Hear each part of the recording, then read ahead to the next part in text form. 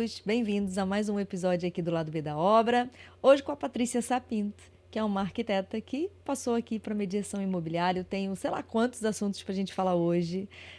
Acho que vai ser bem interessante, a gente fica até o final. Vou passar aqui para a Patrícia. Patrícia, fala um pouquinho sobre você. Como é que isso tudo começou? Você fez arquitetura, a gente sabe que você fez arquitetura. Exatamente, sim. Por que migrou? Por que não migrou para essa área de mediação imobiliária? Me fala um pouquinho sobre você. Ok. Então, se calhar começo pela parte do curso, essas coisas toda, a introdução ao mercado de trabalho, enfim, para também perceberem aqui um bocadinho a dinâmica, não é? Sim. Eu tirei o meu curso na Universidade de Lusíada, em Lisboa. Na altura em que terminei o curso já tinha definido alguns objetivos na minha cabeça. Um deles era não fazer o estágio num ateliê muito grande, porque eu queria aprender o máximo possível daquilo que não temos da parte prática do curso, não é?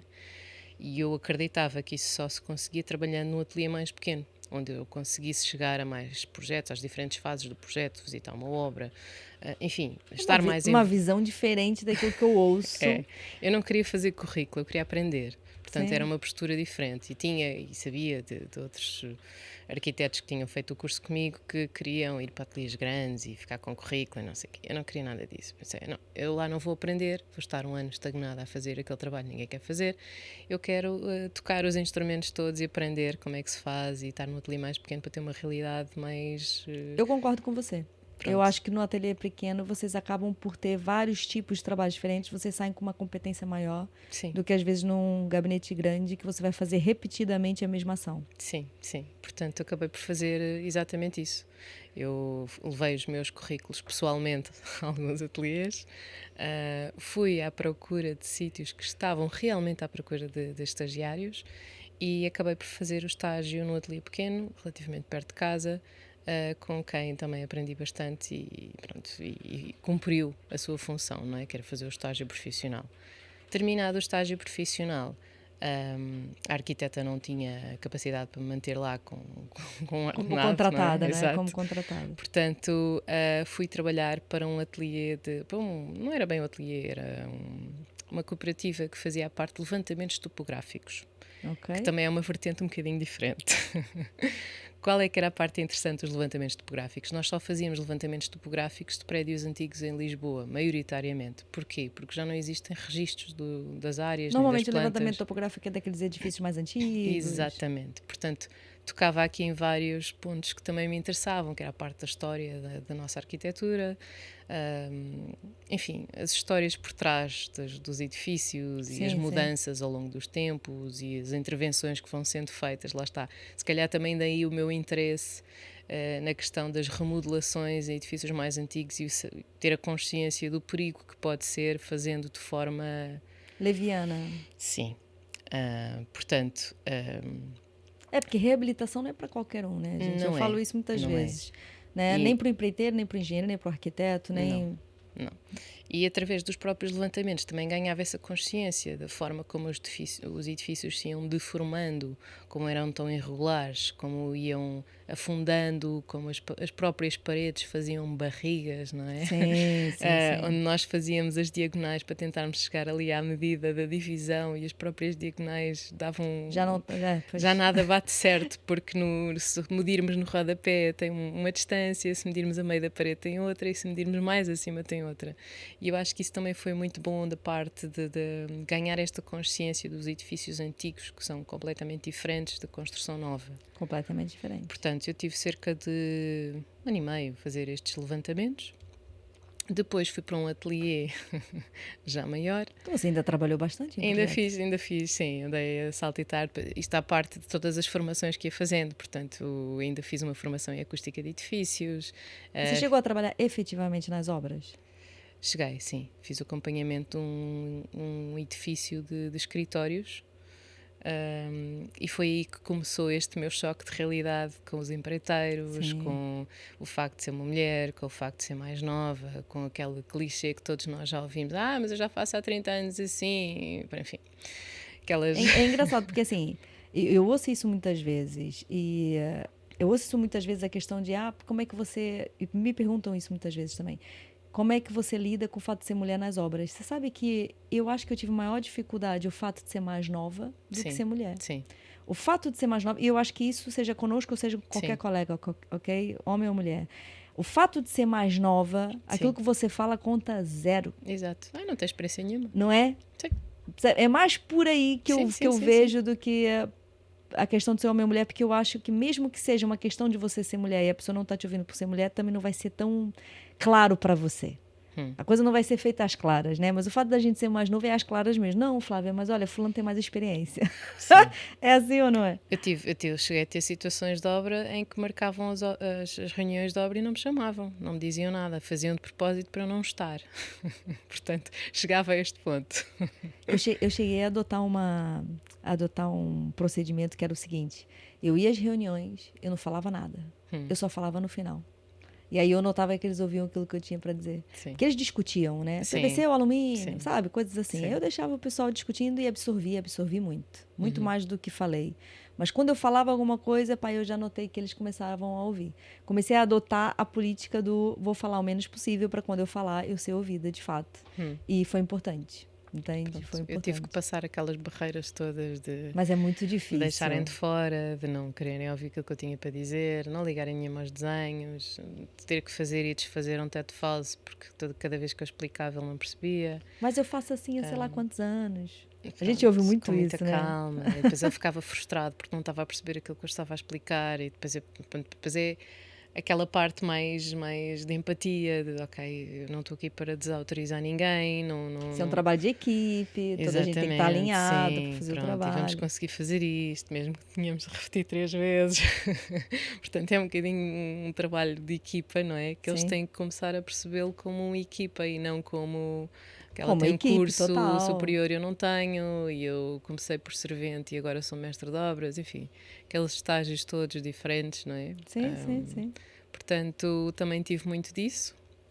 Essa obra ensinou-me bastante também na parte relacional, mais do que da obra em si, a parte relacional, porque perceber os diferentes Backgrounds de cada papéis, um. sim, de Sim, cada papéis de e as cada um. experiências enfim, E lidar com diferentes tipos de pessoas. sim. Eu acho que na Acho que obra a gente vê muito disso. passa muito também pela parte psicológica deste meio, que nem sempre é fácil, não é? É porque uma obra é uma gestão de equipe que você Sim, faz, sim, no fim das sim. E contas. isto ainda era uma obra com alguma dimensão, portanto andava a fazer a gestão das entregas dos materiais e depois as alterações, depois havia, como era um edifício de escritórios e cada piso tinha o seu departamento, mesmo entre os departamentos eles não queriam ter as mesmas soluções, enfim, aquilo era, era preciso ali um jogo de cintura, não era só parte da arquitetura, não é? Era perceber, porque pronto, já eram pessoas que já estavam lá há alguns anos, Sim, que também sim, sim. queriam ter uma palavra a dizer sobre as escolhas, enfim, porque sobre a arquitetura toda a gente tem alguma coisa a dizer, não é?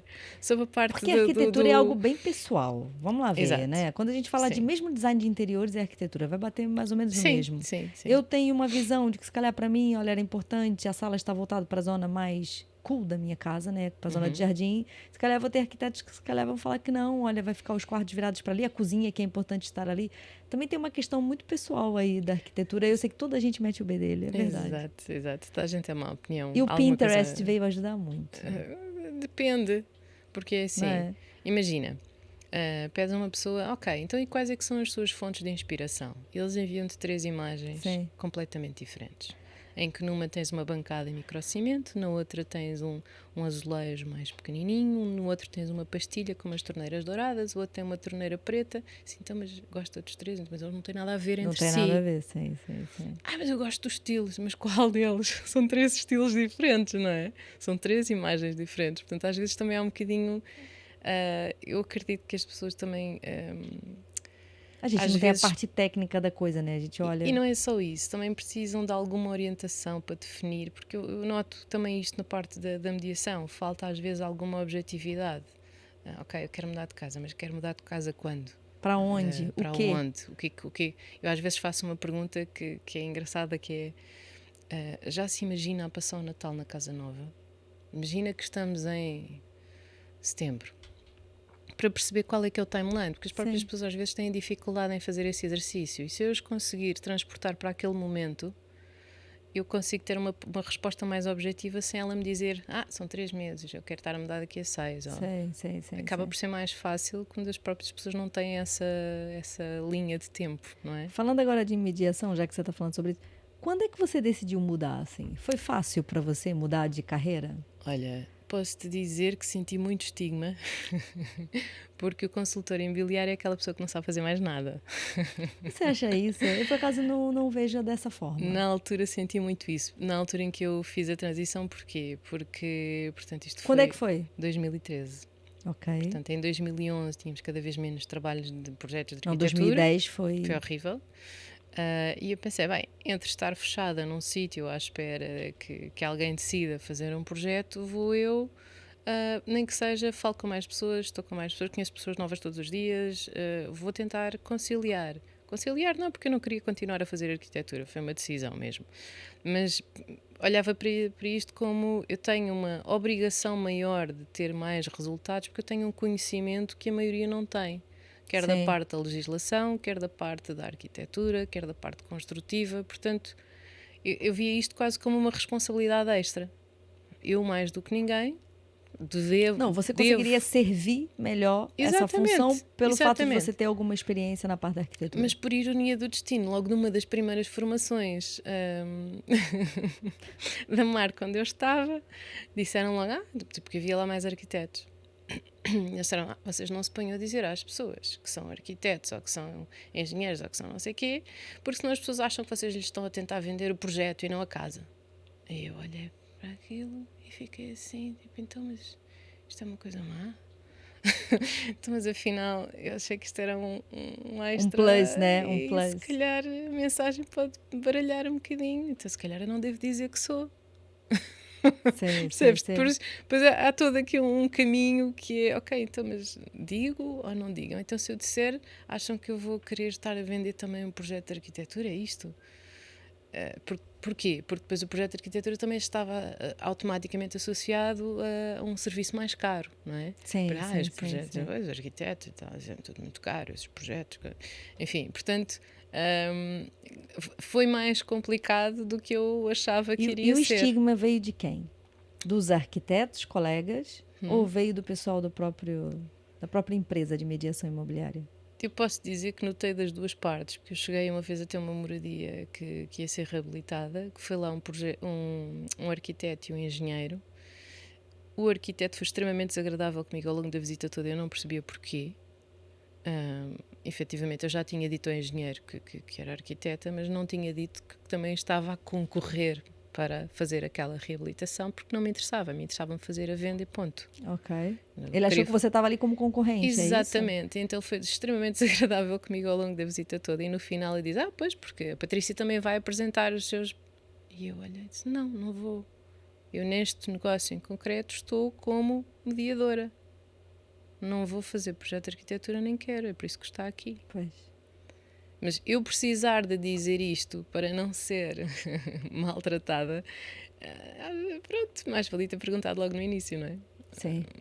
Do que criar este tipo de situações. A pergunta que eu queria fazer é, valeu a pena a mudança? Você está contente com a mudança? Sim, isso é muito importante. Sem dúvida, sim.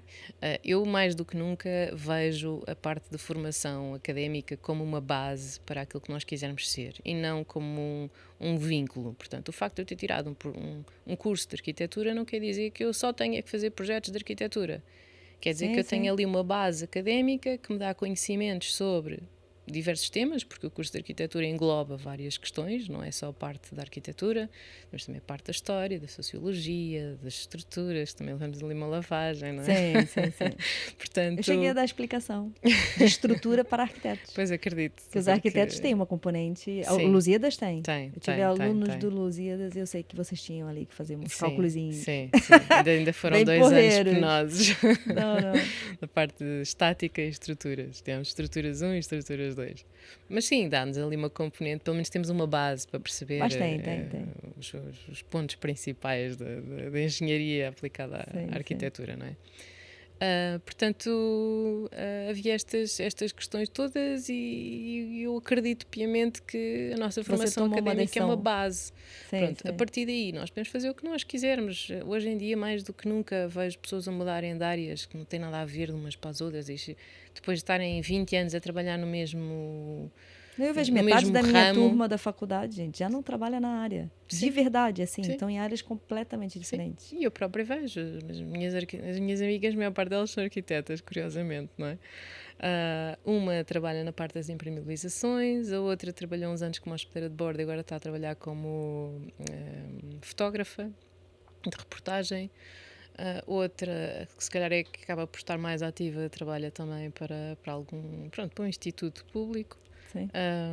E a outra especializou-se só numa parte que muita gente não gosta, que é a parte das medições e dos mapas de quantidade. Ela só faz aquilo. Mas é super É importante. espetacular. Olha, é algo que eu não faço internamente, mas eu Maior preciso parte, desse serviço. maior Sim. parte dos gabinetes de arquitetura e dos escritórios subcontrata esse serviço. Portanto, ela acaba por trabalhar para escritórios grandes porque a maior parte das pessoas não quer fazer Não, não essa fazemos. parte. Porque Sim. também é uma responsabilidade diferente e eles têm noções, até para a estimativa da obra, eu acho que é importante a gente subcontratar. Uhum. Porque a gente não está em cima dos valores de tudo, não é? Sim. Entende? O betão, então, e o aço, gente, é uma mudança muito brusca e de repente o betão fica mais caro, o aço fica mais barato, já tem acontecido. Uhum. E então eu até tenho receio quando as pessoas me perguntam numa obra, Flávia, mas você sabe quanto é que é tal betão atualmente? Exato. Mais Cara, ou menos. não me perguntem, porque de um dia para o outro, de repente, Muda, tem oscilações brutais, entende? Uhum. Então eu prefiro me apoiar numa equipe que realmente esteja em cima dos valores e dos custos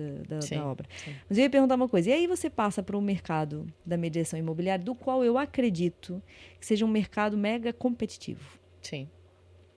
né? Yeah. E aí? Pronto. Mais do que a arquitetura, você não acha? Sim, sim. São posturas diferentes. Quando eu comecei, também comecei numa altura um bocadinho ingrata, que foi precisamente quando os bancos deixaram de financiar a 100%. Portanto, Eu ia para falar que você começou na mediação numa altura muito complicada, sim, porque em sim, 2013 a gente estava sim. saindo da crise ou a gente ainda estava mergulhado numa Foi crise. bem complicado, havia muitos imóveis no mercado, havia poucos compradores, bom, pelo menos havia essa ideia, não é? E as pessoas tinham muito a percepção que os bancos não emprestando, então ninguém comprava casa. Mas não. Eu posso dizer que Muita gente comprou casa barata nessa altura. Pronto, Quem tinha pagamentos. dinheiro guardado, gente. Exatamente. A maior Aliás, tem parte muita dos gente à espera negócios nesse momento que aconteça a mesma coisa. não Você não vai acha isso? acontecer. Sim. Você não acha que o pessoal Sim, está à espera? sim, sim, mas não vai acontecer. Eu acho super que as pessoas estão à espera que aconteça igual. Não vai Também ser a não mesma acho que coisa. vai acontecer igual. Não, porque nós na altura tínhamos muitos imóveis no mercado parados, não é? E imóveis novos, e agora não temos. Portanto, são fases completamente diferentes, o panorama, portanto, para compreendermos o mercado imobiliário, devemos olhar para o contexto geral. E aquele trabalho de casa que devia ser feito, que é, mas porquê é que estamos neste ponto, não é? O que é que a construção diminuiu, nós temos muito menos imóveis no mercado. Se formos ver dados do INE, dos censos, o que for, essa informação está disponível para todos, é só uma questão de procurarem. Facilmente descobrimos que a construção diminuiu drasticamente, porque quando nós tivemos aquela crise entre 2010, 2011, enfim, 2009, os construtores passaram muito mal. Houve muitos deles que desistiram por completo, houve outros que ficaram endividados, houve alguns que se suicidaram, enfim, foi todo... Foi muito triste, sim. Foi muito pesado àquela altura. E deixou de existir tanta construção e tantos construtores no mercado, porque os construtores também foram maltratados pela banca. E eu ainda apanhei alguns que estavam ali em situações de pagamentos e que, quando eu via no final do negócio quanto é que ficava para eles, quase que era miserável, não é? Sim. Porque a maior parte ia para o banco, porque o banco tinha financiado e quando chegou à altura de exigir o pagamento, não foram brandos. Portanto, também houve aqui outra mudança, que foi com os construtores que recorriam à banca e que deixaram de o fazer, porque não viram neles um aliados. Sim. Portanto, quando eles precisaram, não tiveram qualquer tipo de apoio, ficaram naquela saia justa. Portanto, houve aqui muitas situações que, pronto, para a maioria das pessoas que está mais recentemente no mercado... O projeto parou. Sim. E assim, eu tive que buscar umas outras fontes de rendimento para a empresa, nesse caso, entende? Tive que, na altura, eu fiz avaliação para as finanças, Sim. tudo que Sim, surgiu, porque houve assim, imenso património. Isso foi a altura em que eles fizeram a reavaliação do tudo que património todo. surgiu, porque assim, a gente tem que fazer o que a gente tem que fazer, eu costumo dizer, Claro, né? Trabalho claro. dá trabalho, Sim. e quando não há trabalho, a gente tem que buscar em algum lado. Pronto. Né? Você estava falando, você mudou, você fez a transição em 2013, que eu acredito que não foi uma altura fácil, né? Principalmente por causa dessa questão da crise e tudo mais, estava tudo meio assim. Lembro que muitas imobiliárias fecharam nessa Sim, altura, sim. né? E você ter tido a coragem de mudar da arquitetura para mediação nessa altura, como é que estava a nível de mercado? E eu estava perguntando se você não notou muita concorrência, né? Porque eu acredito que a mediação e mesmo os gabinetes, as equipes de mediação trabalham muito na base da concorrência. Sim. Vocês competem uns com os Sim, outros. sim, sim, sim. Os resultados, os números uns, os Exato, dinheiros, quem é que tem aquele exatamente. carro, quem é que tem o outro. Eu acredito que Enfim. sim. Eu nunca trabalhei nisso, mas eu acredito que sim. Sim, sim. Como é Mas que foi para você assim lidar com isso, né? Porque assim, eu sou uma pessoa um bocadinho atípica porque na altura em que eu comecei, eu funciono muito por objetivos, eu tenho que ter metas definidas, eu tenho que ter algo de concreto. Não é? Então eu fiz aqui uma combinação comigo que era, ok, já sei que os primeiros 6 meses muito provavelmente vão ser para aprender como é que se faz. Portanto, nós na altura fazíamos as escalas. O que são as escalas? É ficar uma tarde, uma manhã inteira a atender os telefonemas na agência. Portanto, eu comecei a especializar-me muito na parte de criar empatia pelo telefone, okay? Porque era o primeiro contacto que eu tinha com as pessoas. E em vez de tentar vender alguma coisa, era perceber o que elas estavam efetivamente e à nessas procura. chamadas você poderia angariar, Sim, ou sim, seja, aquele tempo de sim. contato no E telefone cheguei a era fazê-lo. para ti, né? Sim, sim, sim. Portanto, eu Ok. durante aquela tarde ficava a atender os telefonemas lá da agência. E depois tentava perceber ao máximo o que é que as pessoas estavam à procura, quais é que eram as características, há quanto tempo é que estavam à procura, enfim, fazia aquelas perguntas todas Sim. que nos ensinam a fazer, mas que muita gente não faz. Eu tentava fazê-la de uma forma muito casual, não é? Uma conversa descontraída ao telefone, e ia fazendo as perguntas todas, não é? Riscando as perguntas todas da lista. Ok, então para perceber as motivações, a capacidade financeira, ok, no fundo qual é que era o interesse, não é? Sim, sim, Qual é sim. que era o timeline, assim, algum prazo específico, se não tinha, e depois ia percebendo, porque assim, nós para estarmos na mediação, fazemos o trabalho de consultor imobiliário a sério, não é? De vendedor, temos que perceber que estamos a lidar com pessoas, e as pessoas são todas diferentes. Portanto, nós não vamos trabalhar com todos, nem todos vão trabalhar connosco, e está tudo bem, não é? Sim. Até aqui. Outra parte, nós estamos a lidar com pessoas, nós não estamos a vender casas. Nós estamos a tentar perceber o que é que aquelas pessoas procuram exatamente, e às vezes há pessoas que nem sequer têm uma ideia muito definida. Portanto, o nosso papel é muito mais importante do que aquilo que às vezes pensamos.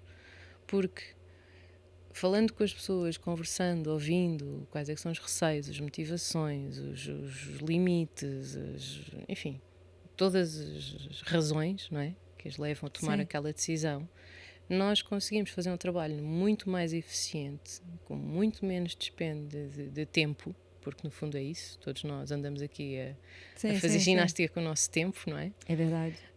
E ao tornar este trabalho mais eficiente e a pessoa perceber que nós estamos ali para ajudar e não para impingir, muda completamente aqui o E paradigma. me diz só uma coisa assim, eu vejo, adoro, sou viciadíssima naqueles programas de venda Sim. e compras de casa Sim. nos Estados Unidos, gente, Sim. é loucura, e agora surgiu um... Agora da Netflix, sim. Epa, agora surgiu um em Londres, eu falei, meu Sim. Deus, mais um, como é que eu vou fazer e tal. Eu adoro ver, Sim. né? É claro que aquilo não se assemelha à nossa realidade aqui Uhum. e muito das coisas, né? Às vezes eu vou olhando assim as casas de Los Angeles e tudo mais, eu vou olhando assim e falo assim, cara, era impossível a gente construir uma casa dessa aqui.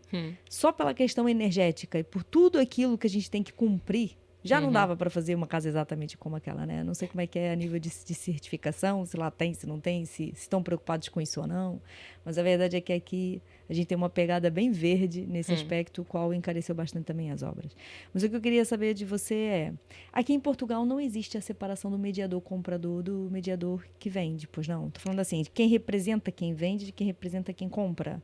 Não é muito claro isso, pois não? Não é muito claro porque... Ou vocês fazem a mesma coisa, entende? O mesmo mediador faz a mesma coisa. Pode fazer, mas começa a haver cada vez mais essa especialização, e eu acho que faz todo o sentido. Eu neste momento estou à procura de consultores que acompanhem clientes compradores. Porquê? Porque eu realmente consigo captar muitos contactos, não é? Só que depois não tenho tempo para dar o acompanhamento a todos. Portanto, faz todo o sentido haver agentes só para acompanhar clientes compradores, da mesma forma que, pronto, lá está. Nós não somos todos bons nas mesmas coisas, não é? Mas faz mesmo diferença? É isso que eu tô... Faz. Ok. Faz. Entende? Por que eu tô falando isso? Porque eu acredito que nesse momento, como a gente tem muita falta de imóveis, eu acredito que vai crescer muito a mediação do comprador. Sim. Entende? Ou seja, vai existir mais pessoas do que imóveis, aliás. Deve já ser assim, nesse momento. Houve uma agência que abriu em 2016 que fez exatamente esse processo, que era, eles só acompanhavam compradores para estarem o mais isentos possível do interesse no negócio. E acabaram por se especializar muito no nicho de mercado estrangeiro, não é? Porque os estrangeiros, quando vinham para cá, sentiam essa dificuldade. Portanto, lá fora é perfeitamente normal ver os clientes compradores e os consultores só para compradores. Exato. Aqui só começa a ser mais comum desde os últimos, eu diria, 2, 3 anos para cá, por aí, sim. Mas eu acho que faz todo sentido. Ok. Não estava perguntando isso porque é o seguinte, imagina que você... Então, Patrícia, falando aqui do seu trabalho aí da parte de mediação, né? E falando dos seus colegas, certo? Como é que... E eu estou falando agora a nível de gestão de equipe mesmo, Sim. porque era uma coisa que eu gostaria de saber. Sim. Eu sou muito curiosa, eu também faço a gestão de uma empresa, então tudo que eu puder aprender para mim, para a gente aplicar na empresa, eu acho que seria legal, né? Eu acredito que muita gente que assiste aqui o podcast também poderia ser interessante para eles. Claro. A nível de dinâmica de equipe, há alguma hierarquia dentro de uma imobiliária? Ou a ideia, entende? Existe Sim, assim, a ideia sim. que eu tenho, que eu acho que é bem errada, é que você tem o dono da empresa, da empresa, seja ela qual for, e depois você tem várias pessoas que fazem o mesmo papel, salvo Sim, seja. sim. Mas existe alguma hierarquia? Eu sei que vocês têm muita formação. Sim. Eu acho que isso é uma coisa brutal, que eu acho que nas outras áreas deveria de existir também, mas... Pronto, então vamos começar pelo modelo de negócio, né? A maior parte das marcas funciona no modelo de franchising. Sim. Portanto, eles têm que pagar um fee, os royalties à marca, mas depois a forma como a gestão da própria agência é feita acaba por ser um pouco mais critério de pessoal, cada um. é isso? Sim. Ok. Pronto, portanto, vai depender de quem é que são também os gerentes das agências. Porque dependendo dos gerentes das agências, depende também qual é que é o lema daquela agência, quais é que são os valores daquela agência. Está falando da cultura. Da cultura, sim, exatamente. Até, pronto, nós já nos cruzamos também em algumas formações, não é? De gestão da empresa. Exatamente. Portanto... Está falando da cultura da empresa, Exato, como é que ela exato, funciona. pronto. Vai depender sempre do, claro... Sim, acaba por ter sempre ali o cunho dos gerentes, sim. Pronto, independentemente disso, depois temos as pessoas que começam a faturar mais, que constituem equipas. Dentro das equipas, a gestão das próprias equipas é feita consoante aquilo que o chefe da equipa define. Portanto, não há aqui uma obrigatoriedade de, não, eu agora sou o chefe de equipa, tenho 40 ou 50 angariações e agora preciso de ter aqui consultores para fazerem as visitas, acompanharem os compradores e os contactos que estas angariações estão a gerar, não é? Okay. Não existe uma definição obrigatória de papéis. Portanto, isto acaba por ser muito de acordo com a visão do chefe de equipa. Ok. E depois também não então, existe... O chefe de equipe, no fim das contas, acaba por ser aquela pessoa que se calhar se destacou dos outros, não é? Sim. E que tem um número de angariações maior e ele, às tantas, passa a precisar de mais pessoas. Exatamente. Dentro da sua própria equipe. Exatamente, certo? Sim. Ok. E mesmo nessa equipe, ele vai promover um pouquinho de competitividade entre os seus... membros da equipe, não é? Sim, porque eu acredito, por que eu sim. falo da competitividade? Porque eu acredito claramente que se eu trabalhasse por resultados, você quer que um ganhe o outro, né? Quanto mais fome de resultado, não é? Eu acredito que sim. Mas é assim, eu também acredito que existe aí um pequeno perigo, que é ou pode servir como motivação ou pode servir exatamente para o oposto, não é? Porque, porque é que ele está a conseguir e eu não estou, o que é que eu não estou a fazer bem, isto parece tão difícil e para ele é tão fácil, enfim. Também pode jogar ao contrário. Eu mas acredito sim, que possa totalmente jogar ao contrário. Sim. Eu não estou habituada a eu não estou habituada a trabalhar em em empresas ou equipes competitivas, né? Lá na minha empresa a gente não tem mínimo de competitividade uns com os outros. Aliás, é tudo ajudando uns aos outros. Sim. Né? Aliás, quando você trabalhou em arquitetura, se calhar você viu as coisas dessa maneira também. Sim, sim. Entende? E essa questão do resultado eu acho que pesa muito. Pesa a questão do resultado e a questão das comissões. Nós só ganhamos quando fechamos um negócio, não é? Portanto, isso ainda fomenta mais esta questão da concorrência e de eu vou chegar primeiro que o outro, e, enfim. E não é o pessoal que vai falar assim, aquele pessoal, olha, mas eu conheço aquele cliente, vou lá. Não acontece, não? Acontece Ai, de fulano tudo. tá lá, eu vou ligar e vou fazer uma conversa com ele. Não acontece isso, não? Acontece, já aconteceu muita coisa. Já assisti a muitos episódios de novela, portanto, sim. Dava para fazer uma série da Netflix aqui também, né? Também. Já noutra escala, mas dava perfeitamente, sim, sim. E o que eu queria saber mais, Patrícia? Falando aqui da parte de equipe, essa parte dos resultados, né? Eu acredito de verdade que a mediação imobiliária está ligada diretamente aos resultados, com certeza. Ainda há pouco tempo eu fui a um evento do Dia das Mulheres, me convidaram para palestrar lá, que era de uma agência, e eles falaram muito da parte da formação. Como eu entendi que vocês têm muita formação, né? E vocês têm a formação a nível de, seja para fazer a venda direta ao cliente, seja para gerir o cliente, seja para empreendedorismo. Vocês não têm muita formação nessa área, assim?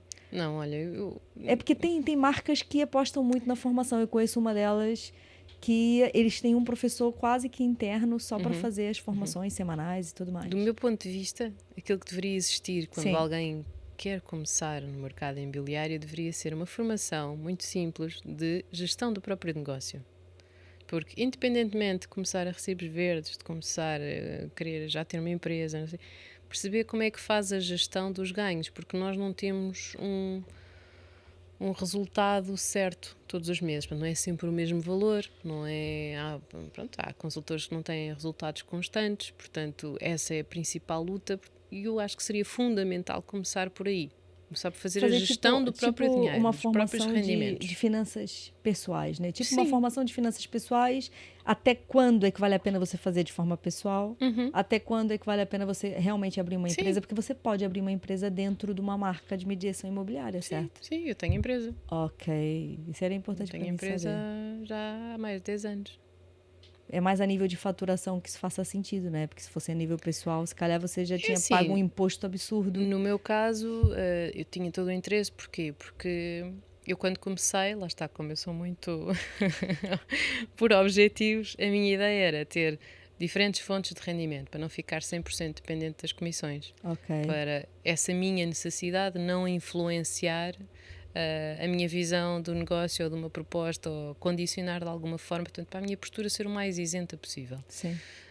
Portanto, qual é que era a minha ideia? Era ter as comissões, a parte de compra e revenda de imóveis, fazer um por ano, porque também não dá para tudo, não é? Para andar a correr feita maluca, como muitas vezes ando. E depois, mais à frente, ter também imóveis arrendados, que geravam esse rendimento mensal e que me davam aqui uma tranquilidade.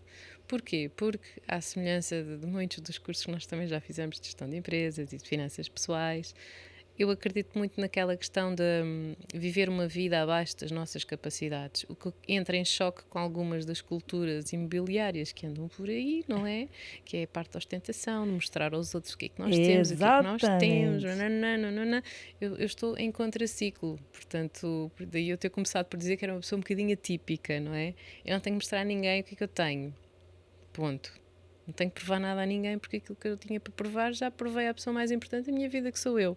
Exatamente. Portanto, se eu provei a mim mesma que sou capaz de mudar de vida, de fazer diferentes coisas e ter diferentes objetivos e definir e perceber que se calhar aquilo que funcionou nos últimos anos não é aquilo que eu quero para o meu futuro, está tudo bem.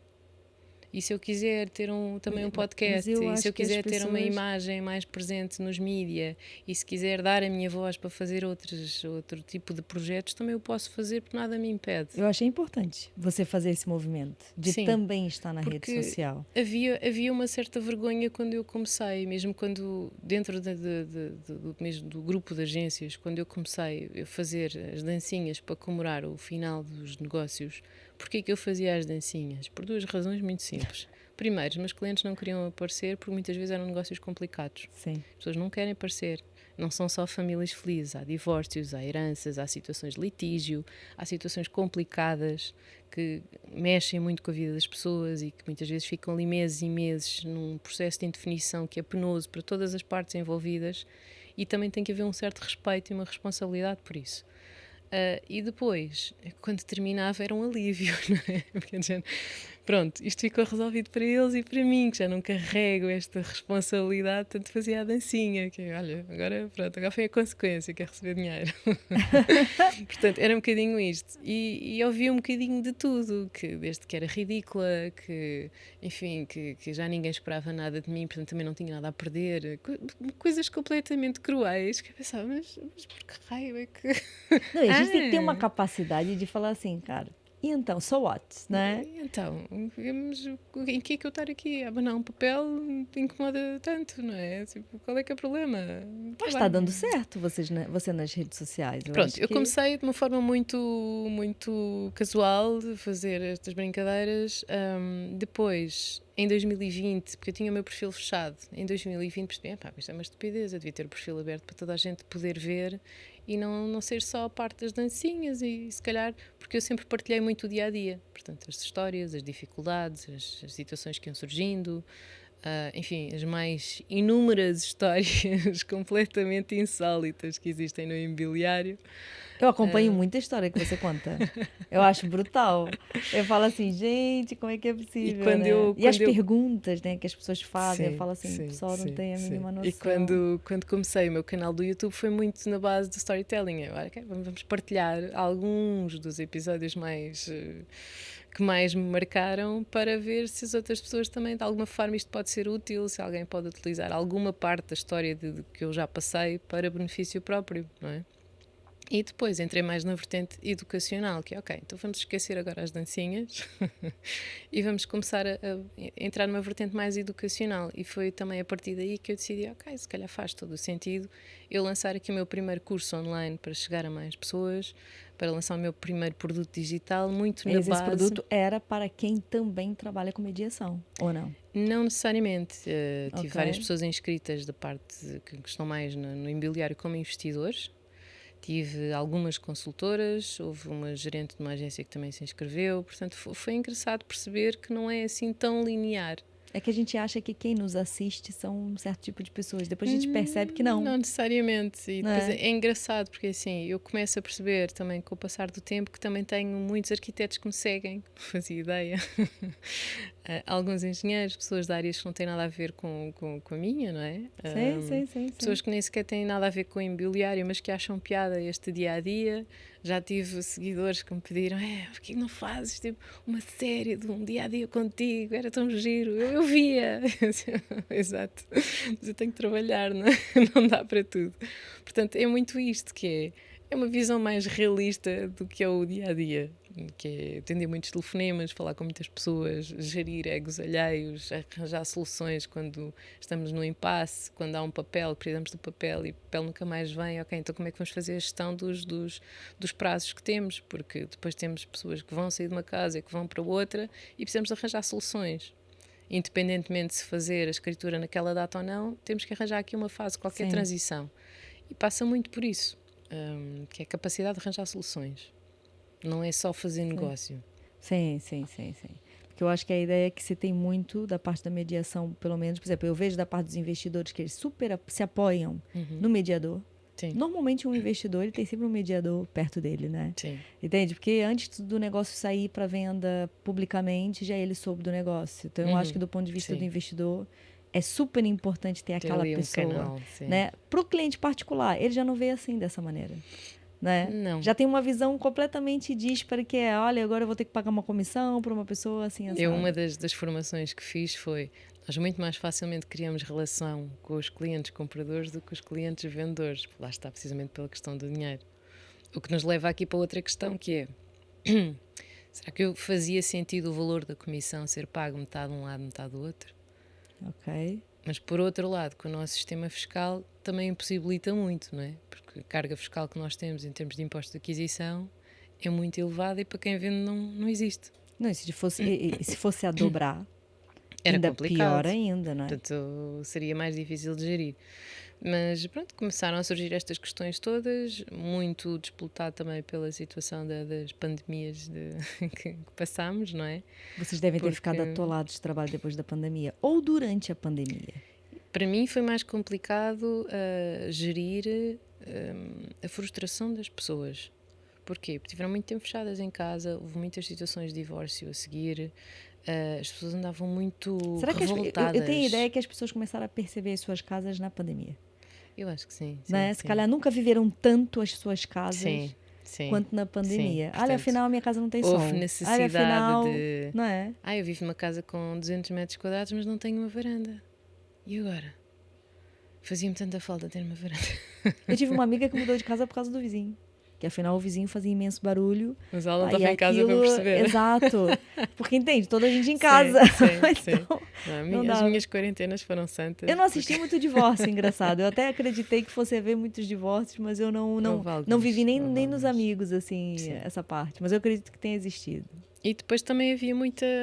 As pessoas estavam muito, sei lá, agressivas. Quando ligavam, era o mês a seguir. Portanto, quando as pessoas voltaram à rua, pelo menos para mim, foi um bocadinho ingrato. Que eu pensei, mas o que é que se está a passar? Mas porquê que anda tudo tão. Com os nervos à flor E da muita gente à pele? procura de casas com moradias, nesse caso, né? Sim, Eu notei uma transição brutal sim, das pessoas do apartamento para as moradias. De sim, repente acabou as moradias.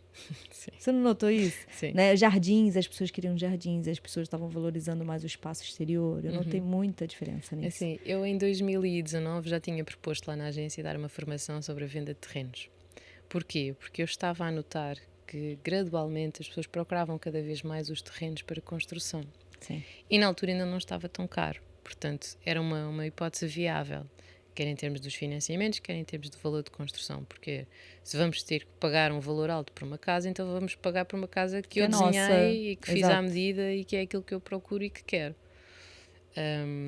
Na altura não se fez, em 2020 então eles disseram, olha Patrícia, vamos então avançar, vamos fazer essa formação dos terrenos. Foi uma das formações que teve mais procura por parte dos consultores e eu acho que é nestas alturas que eu percebo que realmente há uma falha grande e há uma falta de informação, uma desinformação, enfim.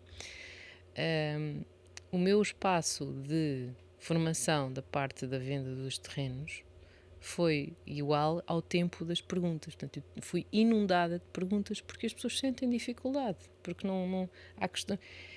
A questão das vendas dos terrenos é tão específica e ao mesmo tempo tão ardilosa, não é? Porque há muita indefinição, quer por parte dos organismos, quer por parte dos PDMs, porque um dia é uma coisa e no outro dia é outra, quer por parte da É, porque você legislação. vender um terreno, eu acho bem complicado. Né? A gente tem que saber, olha, ainda há pouco tempo fiz um projeto que a cliente queria uma cave e lá a arquiteta foi ver, não no PDM, porque não era claro, mas foi ver mesmo no SIG da Câmara de Cascais, que permite que a gente veja isso, que era uma área arqueológica. Então, como é lógico, a gente nunca na vida ia propor a cliente uma cave. Claro, claro. Porque a probabilidade dela depois ter trabalho de arqueologia e aquilo ficar parado imenso tempo. Eu tô falando de uma coisa assim, uma linha tênue de todos os problemas que a gente pode ter num terreno, né? Sim.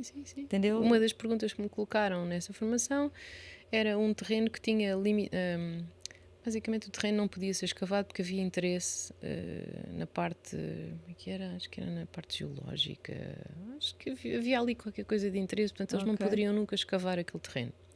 E o terreno até tinha uma área grande. E depois aqui é que entra a nossa parte criativa e das soluções, que é ok, então mas o cliente queria lá meter uma estufa, assim, só se for uma estufa, metem uma base, facilmente pode ser retirado, não é? Mas para escavar está fora de questão. Não é possível. Então quais é que seriam as opções? As opções, sei lá, agora há muito a questão do arborismo, dos parques temáticos, cada vez mais, e acho que desde 2020 tudo isso veio a aumentar cada vez mais a nossa ligação com a natureza, a necessidade de andarmos ao ar livre, de estarmos no exterior, de estarmos no meio da natureza, não é? Portanto, ok, não podendo ser escavado, então o que é que nós podemos fazer aqui?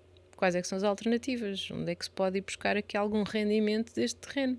Eu acho que compra de terreno dá muito mais perguntas do que uma casa. Sim. Entende? Sim. Eu tive agora há pouco tempo, um senhor até foi pelo Instagram, ele veio falar para mim, Flávia, eu comprei um terreno, já tinha feito projeto de arquitetura, Até que ponto é que vocês têm que saber a informação? Até que Uhum. ponto é que quantas informações você tem que ter de vários organismos, como você Exato. estava a dizer. Mas é mesmo isso. E o que Sim. acontece é que ele comprou um terreno, tinha o projeto de arquitetura feito, aprovado na Câmara Municipal, e quando chegou na parte das especialidades, a gente tem que pedir uma planta que se chama planta informada, né? Planta visada pelos serviços municipalizados, Sim. em que a gente recebe aonde é que estão as redes infraestruturadas. Sim. Onde é que passa as águas, onde é que passa os esgotos. Então, eu vou dizer que no meio do terreno, passava a rede de esgotos pública, Ah, ok? Então, é assim, ele descobriu naquele momento que ele não poderia construir, porque ele tinha a rede pública passando no meio do seu terreno. Entende? Então, agora imagina o problema, e ele vai para uma ação judicial contra a pessoa que vendeu o terreno, exato. e contra a Câmara Municipal, os serviços municipalizados. Eu falei para ele, Mas, para olha, todos eu os acho que efeitos, isso não deveria passar por baixo de um terreno privado, não é? para Isso é via mim, pública. para mim o ônus da responsabilidade seria do serviço municipalizado, que deveria de corrigir esse problema, porque aquele terreno é Exatamente. particular, ponto final. Exato. Né? Eu acho que é essa entidade que deveria de receber uma reclamação. Sim. Mas a verdade é essa, é muita informação em lugares diferentes. Sim. Para a gente poder dar a certeza. Eu digo isso porque, assim, eu não faço mediação, mas eu tenho muitas pessoas que vêm ter conosco pedindo ajuda no qual é o melhor terreno para. Exato. Né? E qual é o melhor terreno para? Não é comigo, né? Claro que eu trago um arquiteto comigo para fazer esse tipo de trabalho, porque não é o trabalho do engenheiro, acaba por ser o trabalho do arquiteto. O que a gente pode fazer? Qual é a área de construção? Se a gente pode fazer cave e tudo mais. E nesse aspecto, a gente acaba por se ver na necessidade de pedir já certas informações que são pagas, tá bem? Nem Exato. sempre é gratuito. São pagas para poder ter a certeza absoluta, e mesmo assim não sabemos absolutamente, não é? Mesmo assim, não Que a sabemos gente se não não vamos ter consegue surpresas ter a mais à certeza frente. absoluta. Sim, sim, sim. Portanto, comprar Terreno terrenos é bem complicado. Uma das coisas que eu fiz questão de dizer é: vocês não deem informações das quais não têm certeza. Porque senão é a vossa cabeça que fica a prémio. Exatamente. Portanto, não se comprometam com informações das quais vocês não têm como garantir. Certíssimo. E é extremamente arriscado, não é? Porque Mas achei interessante você vir com essa formação sobre o terreno, porque eu acho que o terreno não é assim tão simples. não é, Né? não, As não pessoas é. vão E eu vi no pelas questões aplicativo. que surgiram precisamente esse, ok, então como é que se faz nesta situação? Então e se eu tiver já aqui um PIP aprovado? Então e quanto é que custa isto? Então, Exato. não é linear, não é? Não, eu já cheguei a ouvir o pessoal, assim, já me cruzei com alguns, a gente sabe quem são os bons e quem são os maus, porque em toda a área tem, né? Eu já cheguei a fazer trabalhos com o pessoal de mediação que não sabiam nem qual é o tipo, se é gás, se não há gás, se é esquentador, se é bombante. Não sabem daquelas coisas que eu acho que é o mais simples que você deveria de saber. Na minha visão, né? Sim. Que eu tô ali querendo saber alguma informação e a pessoa não saber, é um pouco frustrante para quem está do lado de cá. Então, a gente já teve contato com bons e com maus, a gente sabe exatamente quem está interessada de fato e quem não está. E eu acho que o cliente também percebe isso. Sim. Mas falando da casa em si e falando das construções que a gente faz atualmente, você não acha que o mercado está todo voltado para o mercado de luxo nesse momento? A gente deixou de ter construção para a pessoa comum? Tipo, Sim. eu quero comprar a minha casa, Sim. entende? Acaba por Você ser. não acha que o mercado está muito voltado para a construção de luxo? Sim, de certo modo sim, porque para os construtores não compensa construir a gama média baixa, não é? O que é que acontece muito e porque é que eu sou suspeita em relação ao município de Oeiras? Porque está muito focado na parte da construção, de ter soluções para habitação social e construção mais baixa, não é?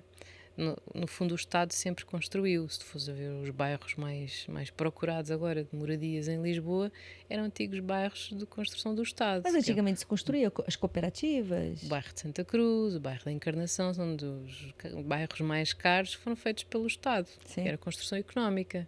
Mas são moradias em Lisboa, nesta fase de campeonato, que valem balúrdio. Porquê? Porque são moradias. Sim, É sim, Lisboa. sim. Pronto. E estes são apenas alguns dos exemplos.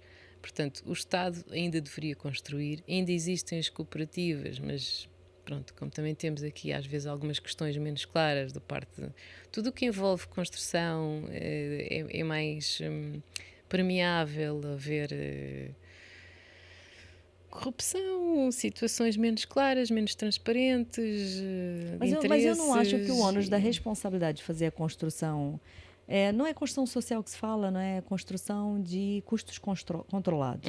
Né? Passa muito também pela legislação. Falo eu, enquanto projetista, que digo para você que, de repente, a gente tem uma lei, né, que acaba por obrigar que tudo seja um pouco de luxo. Hum. Né? Eu tenho que ter um isolamento brutal, tenho que ter um Pensa numa equipamento coisa. brutal, eu tenho que ter... Um Tudo é construtor. fantástico, não é verdade? Eu quero fazer minha casinha, ok? Sim, sim. Muitas vezes as pessoas não conseguem construir sua própria casa Não, e da por forma como as causa coisas de ter estão. que cumprir todos os regulamentos e regras da boa construção atual. Sim, também. Sim. Para já o custo da construção aumentou, como tu sabes também, não é? Sim. Depois, para os construtores, o tipo de apoios ou incentivos que existe para eles aumentarem a construção também não é nenhuma. Isto é um negócio e eles estão a gerir o seu próprio negócio. Eles não estão a Exato. fazer caridade. Lamento imenso, eu sei que é uma pena, as pessoas gostavam muito de ter casas baratas, mas não é à custa de investidores privados, porque é isso que os construtores são, né? Têm que ter as suas Com margens certeza. para manter os seus negócios e para continuarem a construir. Sim. Portanto, temos aqui várias opções possíveis, que nenhuma delas está a ser abordada, que é a questão de facilitar a construção. Facilitar até que ponto? A questão do Simplex veio ajudar, não veio? Não sei se tu tens alguma coisa a dizer sobre isso, mas eu adorava Gente, ouvir. sobre o Simplex, assim, eu acho que eles incidiram destes mais na meses. simplificação do tempo da Câmara, Hum, não é? Porque agora você entrega tudo na Câmara Municipal, passado 15 dias, você pode começar a construir. Foi só nesse sentido. pronto, mas Todo eu o posso resto é dar igual. aqui uma perspectiva um bocadinho diferente. Não é? Todo o resto eu acho que está igual e vamos lá ver até quando, porque tempos sempre houveram. Aquilo que tem acontecido com alguns clientes que eu tenho, que também constroem, supostamente quando eles entregam o projeto, eles emitem as taxas, As taxas para pagamento. Pronto. Então o que é que acontece? Eles entregam o projeto e as taxas para pagamento não chegam logo. Não sei Aí se isso já te aconteceu ou não. Aí demora uns dias. Portanto, vamos dar ao mesmo. Porque Então, as câmaras continuam a não ter capacidade de resposta.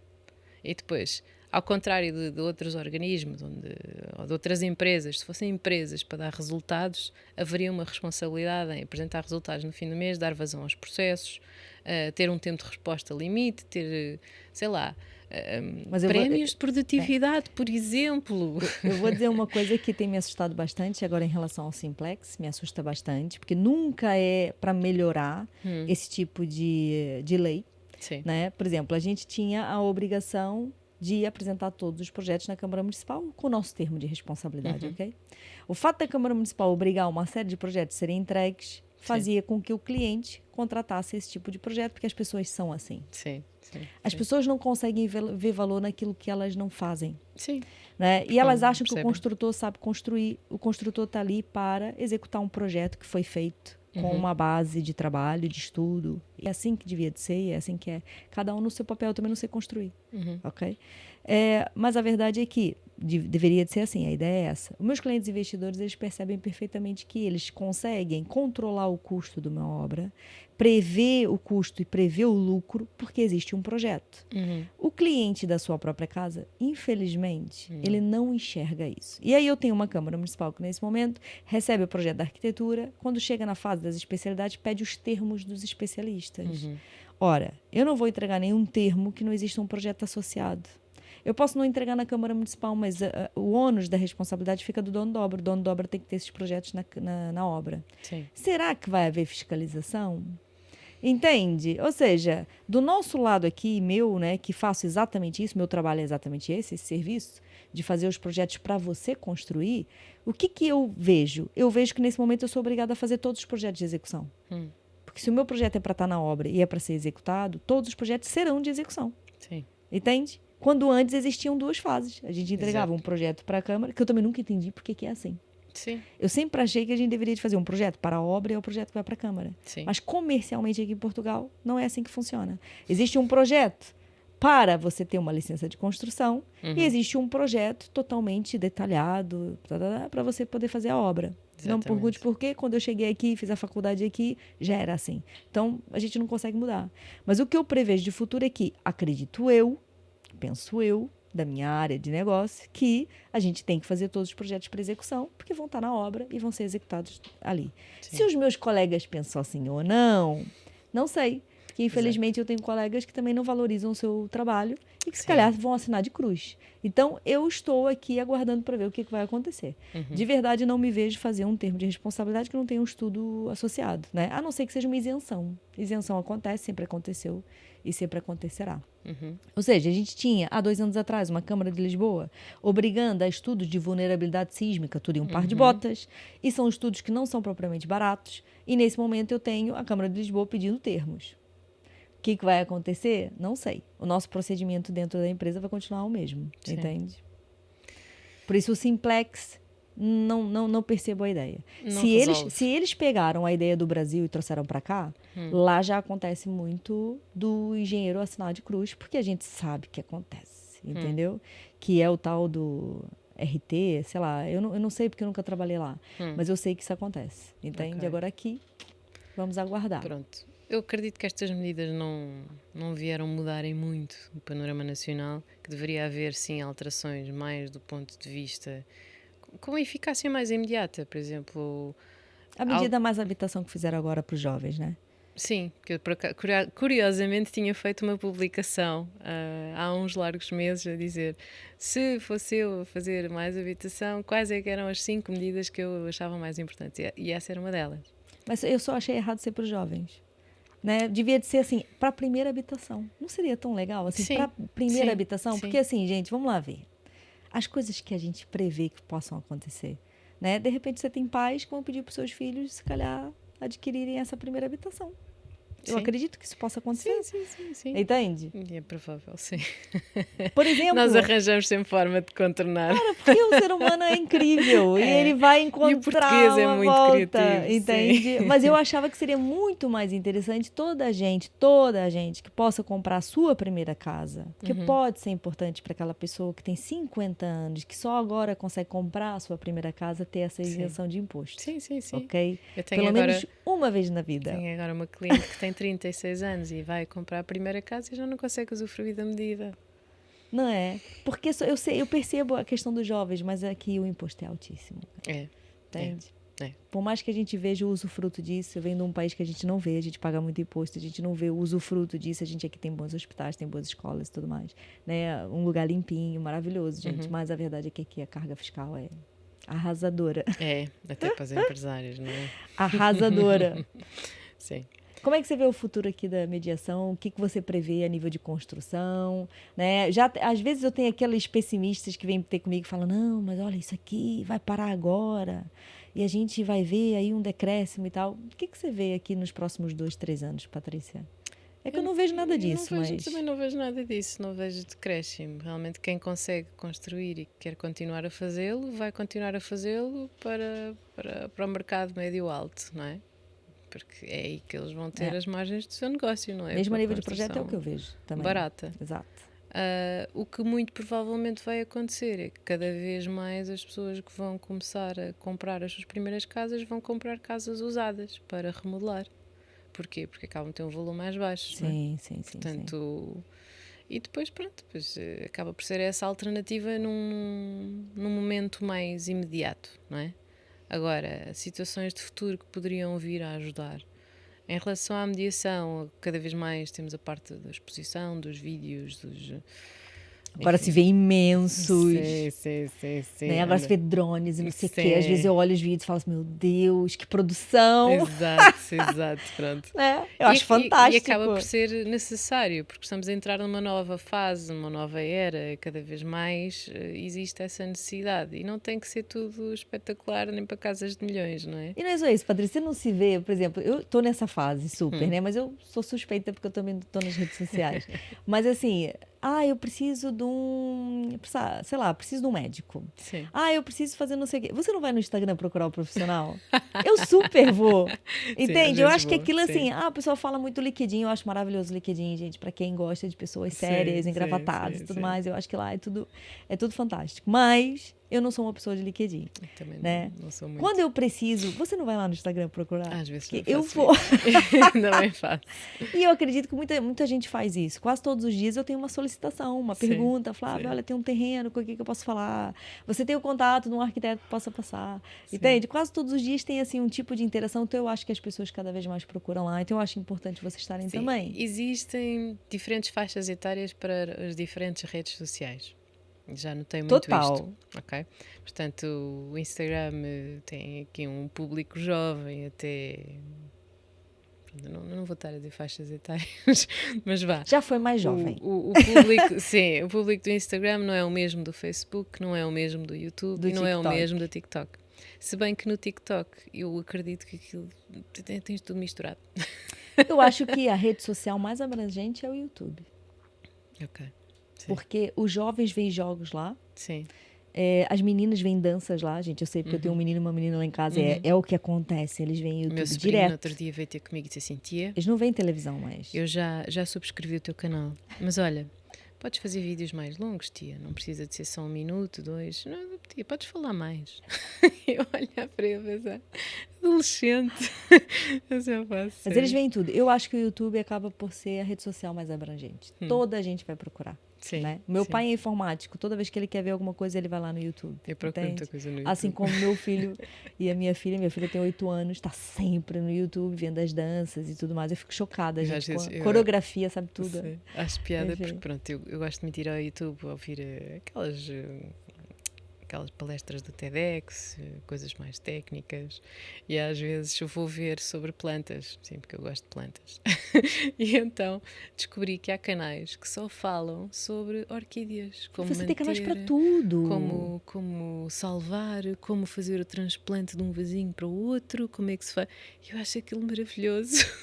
Porque são assuntos tão específicos Não, e você precisa de existem. tudo. Você quer saber sobre minimalismo? Lá tem. Sim. Você quer saber sobre, né? Ou Sim. seja, um software específico? Lá tem. Sim. Cara, Antigamente nós íamos à enciclopédia, não é? Para a biblioteca, não, para gente, o folhear YouTube- as páginas. E o YouTube é Agora vamos ao legal. YouTube.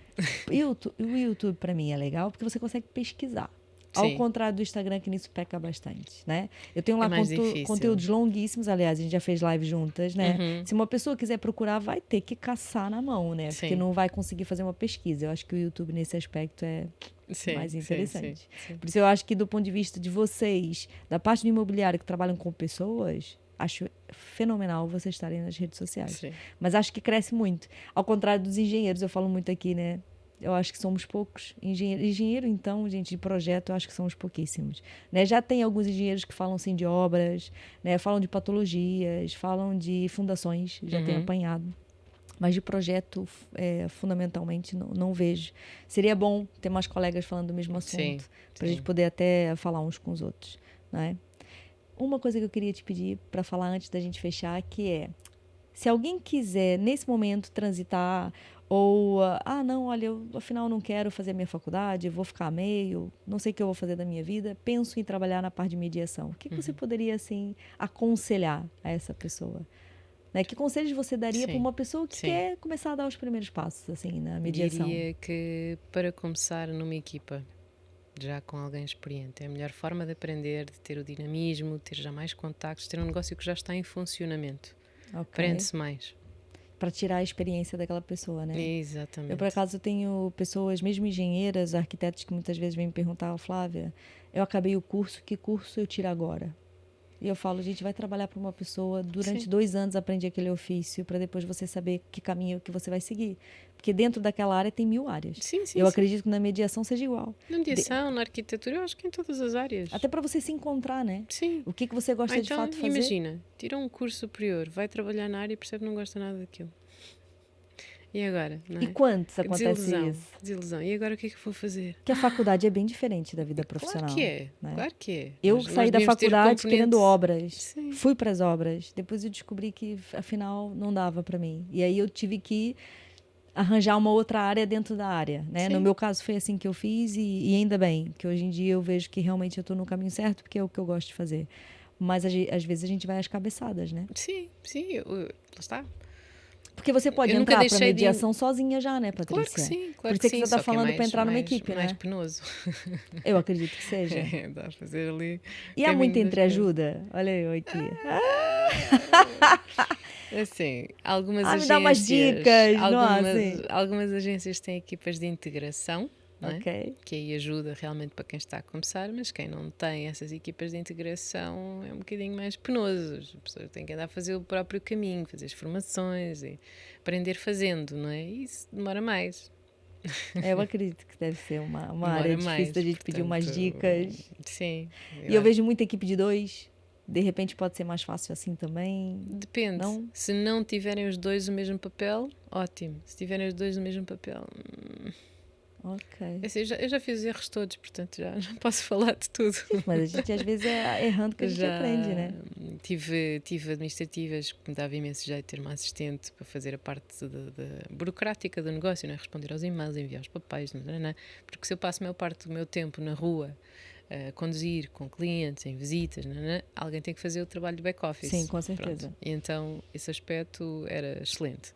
Depois decidi fazer uma parceria que não correu bem.